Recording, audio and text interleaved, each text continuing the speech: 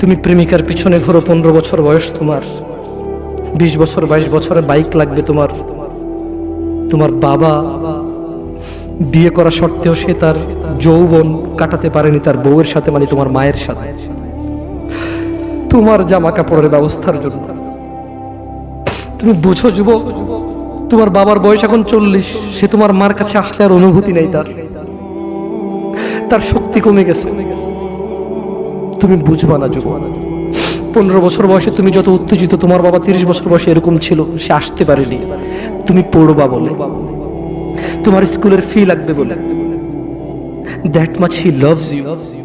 তোমার বাবা তোমাকে এত ভালোবাসে। জি, তোমার এই খারাপ বাবাটা যে তোমাকে বাইক নিয়ে দেয়নি, তুমি নষ্টামি করো, মেয়েদের পিছনে করো, মোবাইল রিচার্জ করে দাও মেয়েদের, তোমাকে যে ডেলি 500 টাকা করে দিতে পারে না।